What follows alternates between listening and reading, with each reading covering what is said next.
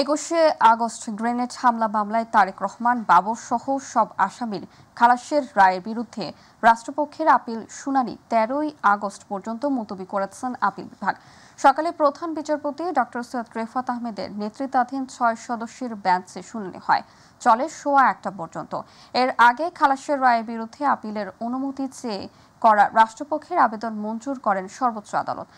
শুনানি শেষে আইনজীবীরা বলেন, রাজনৈতিক প্রতিহিংসার কারণে 21শে আগস্ট গ্রেনেড মামলার জন্ম।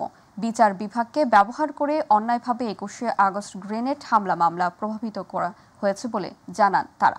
এখানে আমরা দেখানোর চেষ্টা করেছি যে অল দি কনফেশনাল স্টেটমেন্ট, অর্থাৎ এই মামলায় যার যতটা স্বীকারোক্তি আছে, কনফেশনাল স্টেটমেন্ট আছে, সবাইকে আপনার রিমান্ডে নিয়ে এবং torture, physical torture, mental torture এগুলো করার পরে 5 দিন, 7 দিন, 10 দিন, 420 দিনও আছে মুফতি হান্নান সাহেবের টোটাল রিমান্ড পিরিয়ড।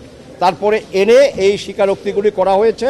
এটি হলো পৃথিবীর ইতিহাসে যে কয়টা বিচার বিভাগকে ব্যবহার করে যে কয়টা অন্যায় অবিচার দুনিয়াতে করা হয়েছে, 21শে আগস্টের মামলা হলো তার একটি ক্লাসিক এক্সাম্পল।